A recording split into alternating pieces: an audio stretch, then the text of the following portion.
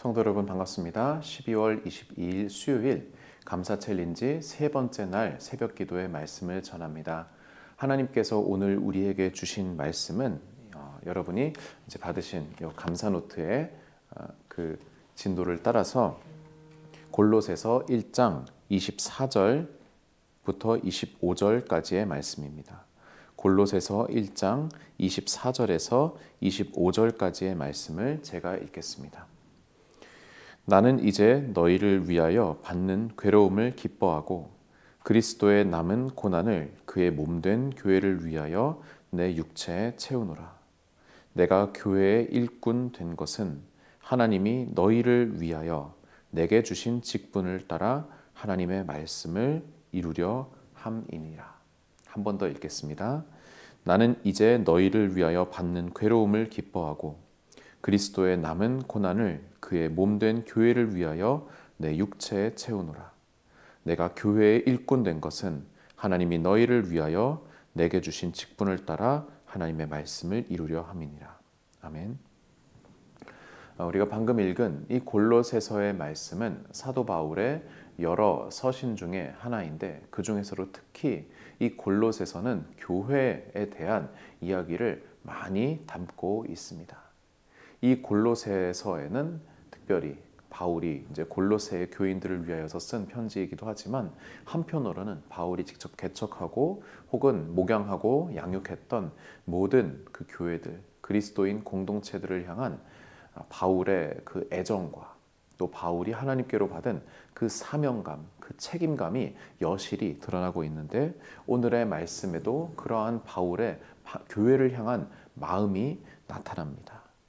바울의 지금 상태는 고난을 받고 있는 상태이지요. 특별히 지금 감옥에 갇혀 있는 그런 상태로 우리가 알고 있는데 그런데 그러한 상황 가운데에서도 지금 그가 받고 있는 괴로움을 너희를 위하여 받는 괴로움을 기뻐한다라고 말하고 있습니다. 그리고 그리스도의 남은 고난이라고 하는 아주 독특한 표현을 쓰고 있는데요. 이 남은 고난을 그의 몸된 교회를 위하여 내 육체에 채운다고 말했습니다. 물론 여러분 이 말은 그리스도께서 고난을 당하셨는데 미처 다 받지 못한 그런 남은 고난이 있다는 그러한 의미는 아닙니다. 단지 바울이 표현할 때에 그리스도께서 받으신 고난과 그 성질이 같은 그 고난을 이제는 내가 감당한다. 우리가 오늘날 좀 더 자주 쓰는 표현으로 바꾸자면은 그리스도의 고난에 동참한다, 참여한다 라고 하는 표현이 될 수 있을 텐데요. 그런데 그 참여를 무엇을 위해서요? 그의 몸된 교회를 위해서. 어디에? 내 육체에 채운다.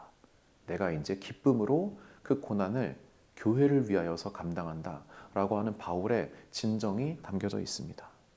내가 교회의 일꾼 된 것은 하나님이 너희를 위하여, 바로 골로새 교인들이죠. 너희를 위하여 내게 주신 직분, 바로 사도의 직분을 따라 하나님의 말씀을 이루려 함이니라. 내가 교회의 일꾼. 이것은 단순한 하나의 그런 고용된 상태를 말하는 것이 아니라 거의 종, 노예나 다름없는 그런 표현이지요.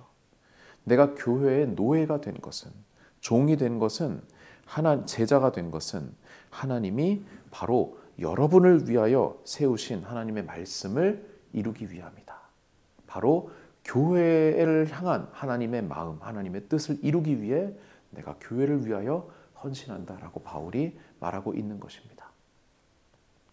여러분, 우리 교회가 돌이켜 봤을 때, 특별히 이제 신앙생활 오래 하신 분들은 이제 교회라는 그 두 글자 이름만 들어도 가슴 한켠이 아파오고 혹은 코끝이 찡해지는, 눈시울이 붉어지는 분들도 계실 것입니다. 어떻게 보면은 지금 골로새 교회와 또 바울이 사역하고 목양했던 많은 교회들이 받는 고난과 같이 오늘날의 한국 교회 또한 비슷한 그런 고난을 겪고 있지 않을까 싶습니다. 코로나로 인하여서 여러 가지 방역 수칙에 우리가 협조하기 위하여서 우리 스스로 드렸던 예배와 또 여러 가지 행사와 모임을 스스로 제한할 수밖에 없었고, 또 한편으로는 일부 상식과 또 지각을 지키지 않았던 그러한 교회들로 인하여서 모든 교회가 욕을 먹고 또 비난을 받는 그러한 안타까운 상황 가운데 그 그 어느 때보다도 교회를 위한 기도가 절실한 그 상황 가운데 우리가 이 말씀을 받습니다. 그리고 감사 챌린지의 3일차 이 교회를 향한 감사를 우리가 이제 실천을 하고자 합니다. 사랑하는 성도 여러분, 여러분에게 있어서 교회란 무엇입니까?